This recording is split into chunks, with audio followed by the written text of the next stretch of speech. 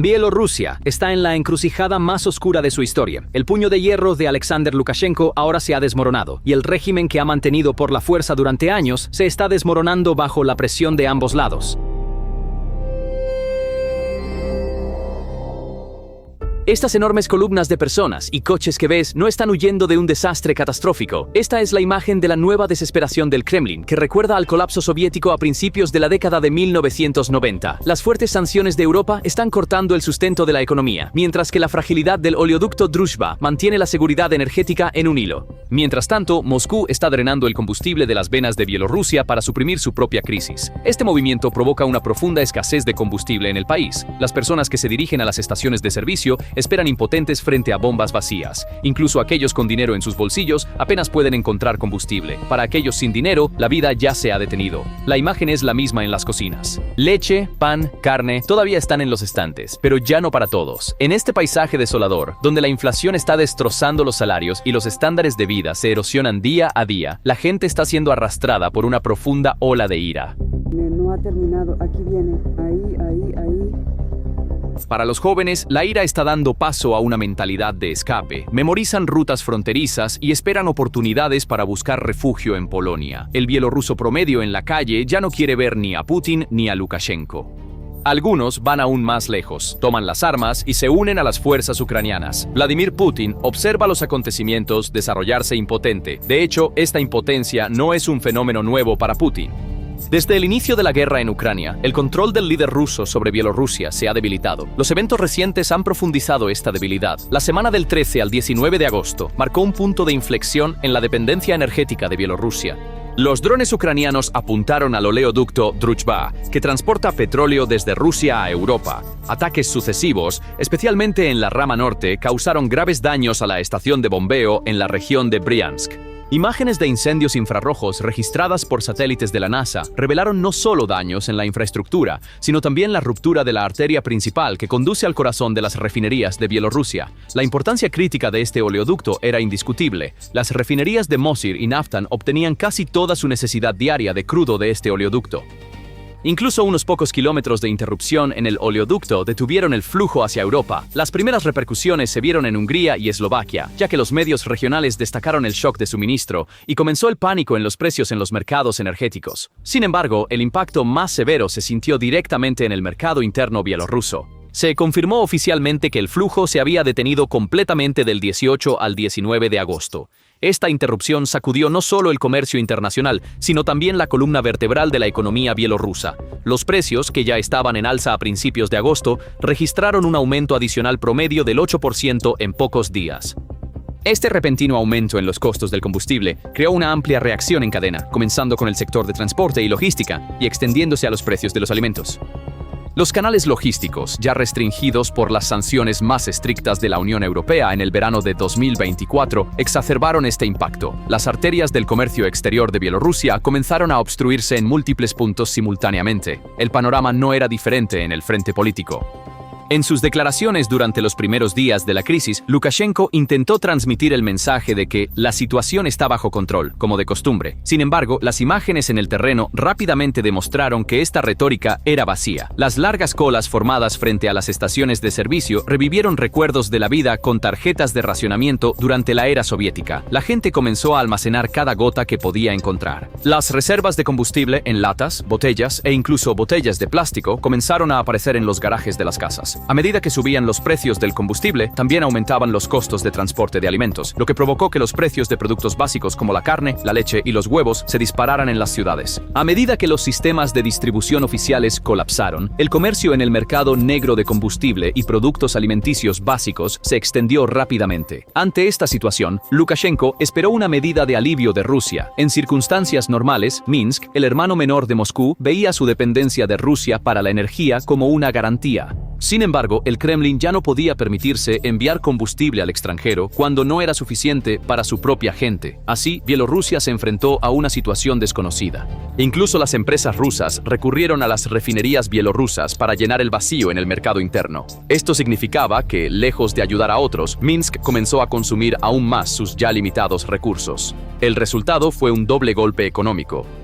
Por un lado, las refinerías estaban luchando por satisfacer la demanda interna, mientras que por otro, el apetito de Rusia estaba asfixiando a Bielorrusia. Esta situación fue percibida por el público no solo como una dificultad económica, sino también como una ruptura política. Para los bielorrusos, esto significaba que el Kremlin les había dado la espalda en el momento más difícil. Fue precisamente en este punto cuando un nuevo sentimiento comenzó a arraigarse en lo profundo de la sociedad.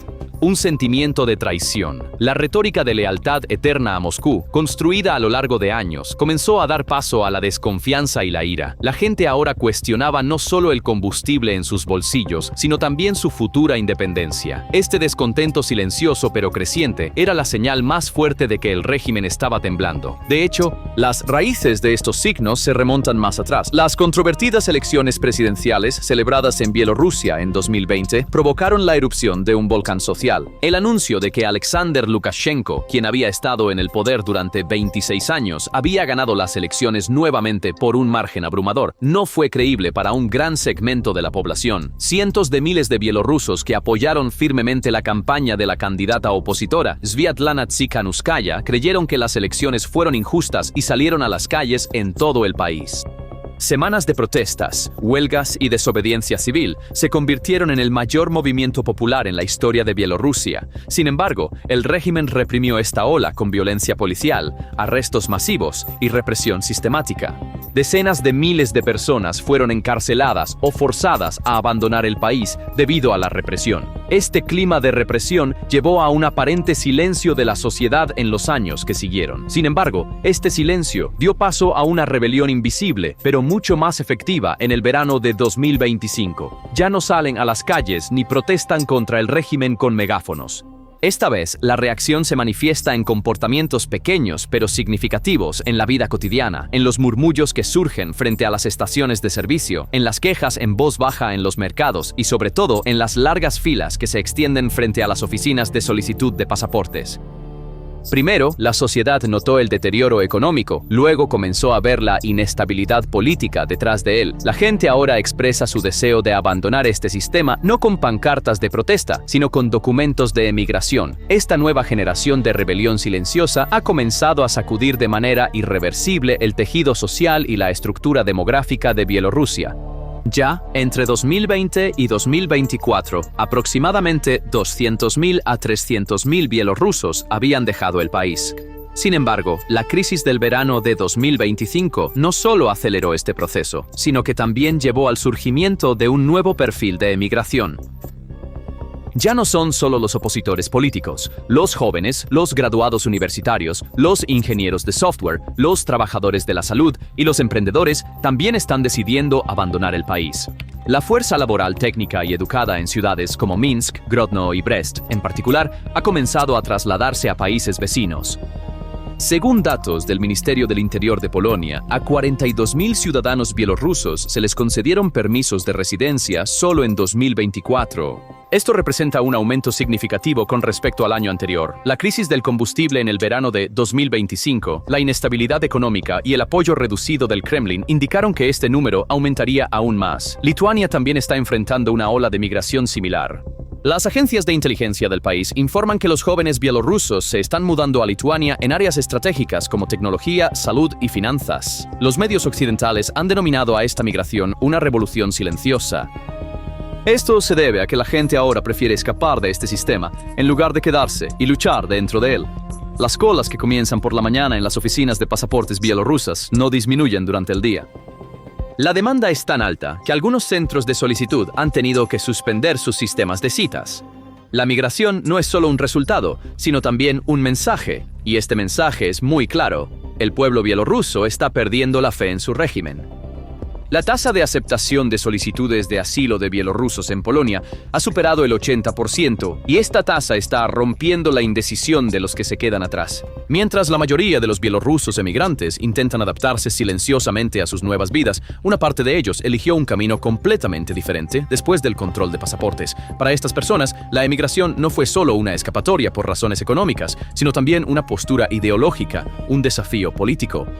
Los voluntarios que emergen de este grupo, particularmente aquellos que se dirigen a Ucrania, se han convertido en uno de los movimientos de diáspora más notables de Bielorrusia. El batallón Kastush Kalinowski, que ha vuelto a estar en el centro de atención en los últimos años, se ha convertido en un símbolo de este movimiento. Nombrada en honor a un héroe de la independencia bielorrusa del siglo XIX que luchó contra el Imperio ruso y el autoritarismo, esta unidad se estableció por primera vez en 2022 tras la invasión de Ucrania por parte de Rusia.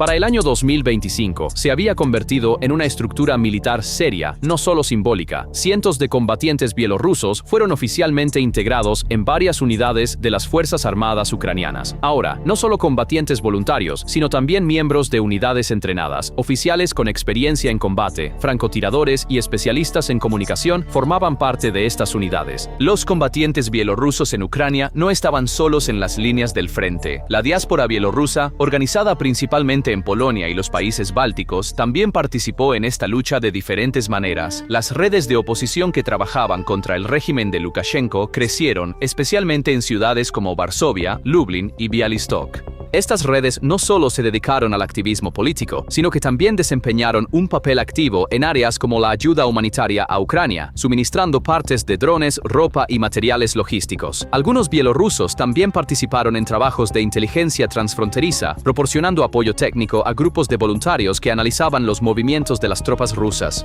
Todos estos desarrollos cambiaron fundamentalmente la naturaleza de la migración. Ya no se trataba solo de salir de Bielorrusia, sino de tomar una posición concreta contra ese régimen. Estas personas no solo huyeron del sistema, también se atrevieron a combatirlo. Además, esto tomó la forma de una lucha multifacética, no solo en forma de conflicto armado, sino también a través del flujo de información, redes de medios, esfuerzos de contrapropaganda y campañas de influencia llevadas a cabo a través de la prensa extranjera. ¿Cómo esta lucha afectará el ámbito político? Es una cuestión de curiosidad. Actualmente, el pilar más importante que sostiene el poder de Alexander Lukashenko ha sido la relación de dependencia estratégica que ha construido con el Kremlin durante más de 20 años. Este vínculo no era solo económico, era una alianza a nivel político, militar e ideológico. Mientras Moscú reforzaba su línea geopolítica contra Occidente a través de Bielorrusia, Minsk dependía de los préstamos rusos, los subsidios energéticos y el apoyo en seguridad para mantener la presión interna sobre el régimen. Para Putin, Bielorrusia servía como una zona de amortiguamiento contra el flanco oriental de la OTAN y como una base trasera para la máquina de guerra en Ucrania.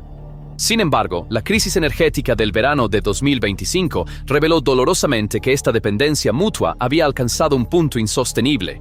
Habiendo perdido tanto su infraestructura energética como su cadena de suministro en la guerra de Ucrania, el Kremlin está luchando por satisfacer incluso su mercado interno. Las refinerías de petróleo han sido afectadas, la distribución de combustible ha sido interrumpida y el pueblo ruso se ve obligado a hacer cola en las estaciones de servicio. En tal escenario, se ha convertido en un gran problema para Putin no solo apoyar a sus aliados extranjeros, sino incluso mantener su propio equilibrio interno.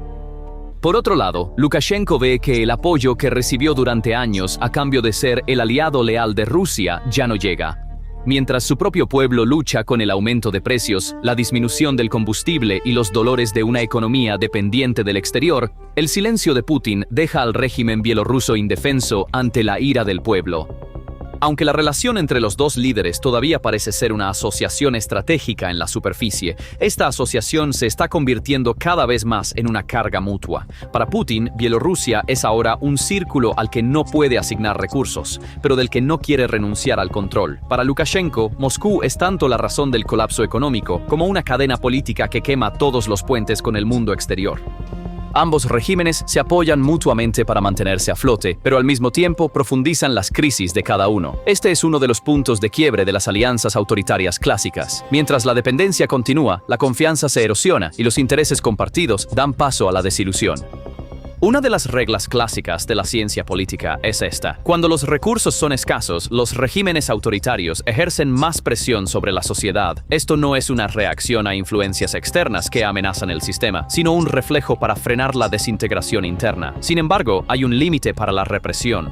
Sí, más policía, más censura y más detenciones pueden quebrar el valor de salir a las calles, pero la gente puede dejar no solo las calles, sino también sus países, y ahí es donde comienza el verdadero peligro para los dictadores, un éxodo incontrolable, inconmensurable, generalizado y silencioso. Este es precisamente el temor que enfrenta Lukashenko hoy. No le teme a los cientos de miles de manifestantes que lo amenazaron en las plazas en 2020, sino a los miles de jóvenes que hacen fila temprano en la mañana en las oficinas de pasaportes hoy. Porque las plazas expresan ira, pero la emigración muestra que se ha perdido la esperanza. El abandono masivo del régimen por las masas no es meramente una presión económica, sino una manifestación de una alienación política mucho más profunda. Esto ya no es una insatisfacción temporal, sino una pérdida permanente de confianza. Cuando una sociedad comienza a buscar su futuro fuera del poder gobernante en lugar de dentro de él, el vínculo de lealtad se disuelve y el terreno de la legitimidad se erosiona. Esto es lo que está sucediendo en Bielorrusia. Una fragilidad similar es evidente del lado de Putin. La invasión de Ucrania lanzada en 2022 no fue solo una guerra para Rusia, también fue un enorme drenaje de recursos, cientos de miles de millones de dólares del presupuesto, innumerables recursos humanos, existencias de armas y municiones se agotaron en el frente ucraniano. Sin embargo, el área donde el Kremlin fue realmente debilitado fue el profundo daño que la guerra causó a la economía y a la psicología de la sociedad. Las sanciones multilaterales impuestas por Occidente aislaron a Rusia del mercado global al romper las cadenas de comercio exterior. Durante el mismo periodo, las pérdidas en las líneas del frente aumentaron, los ataques en la retaguardia se intensificaron, la infraestructura energética fue atacada y comenzaron a surgir crisis en la vida diaria de las personas. Para el verano de 2025, Moscú estaba librando una guerra por la estabilidad, no solo en Ucrania, sino también dentro de sus propias fronteras. La prioridad de Putin ya no era apoyar a Bielorrusia, sino mantener a su propia gente tranquila sin que salieran a las calles. Por lo tanto, se vio obligado a suprimir los precios de la energía, ya que el aumento de los costos del combustible estaba incrementando el riesgo de protestas en las ciudades rusas. Sin embargo, este paso limitó aún más la capacidad de transferir recursos a Bielorrusia desde un presupuesto ya debilitado. El Kremlin comenzó a encontrarse incapaz de mantener a flote económicamente a su aliado estratégico. En esta situación, la estrategia de larga data de Lukashenko de la garantía de Moscú comenzó a mostrar serias debilidades. Esto se debe a que Putin ahora evalúa los problemas de Bielorrusia no a través del lente de los reflejos de política exterior, sino a través de los límites de tolerancia del público interno. Hay una crisis de confianza. Lukashenko ve que el apoyo de Moscú no es constante. Putin ya no considera incondicional la lealtad de Minsk. En tal entorno, ahora es posible que los dos autócratas se distancien tanto como que vuelvan a apoyarse mutuamente. Lukashenko puede darle la espalda a Moscú para mantener su puesto. Mientras tanto, Putin podría calificar a Bielorrusia como un aliado indeciso o desleal y aplicar más presión política. El resultado más llamativo de este escenario es que Bielorrusia se convertiría en el escenario de la lucha de poder entre estos dos líderes. Si Lukashenko intenta tomar medidas independientes de Moscú, esto será visto como una amenaza directa a la seguridad en el Kremlin. Esto se debe a que Bielorrusia no es solo un socio político a los ojos de Putin, sino también una línea logística vital para la guerra en Ucrania. Las vías férreas, bases aéreas e instalaciones de radar bielorrusas siguen siendo la columna vertebral del apoyo logístico del ejército ruso. Por lo tanto, desde la perspectiva de Moscú, la dirección de Bielorrusia es estratégica no solo diplomáticamente, sino también militarmente. La creciente brecha entre los dos líderes indica que la presión sobre el pueblo bielorruso aumentará. Esto se debe a que cada régimen intenta compensar su propia debilidad intensificando la presión social.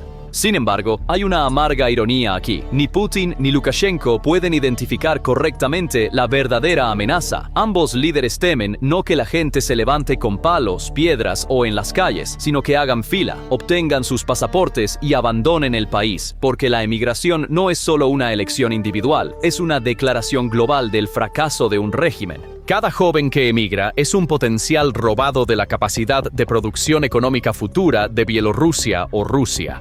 Cada familia socava la credibilidad de la propaganda sobre un orden interno estable frente a Occidente.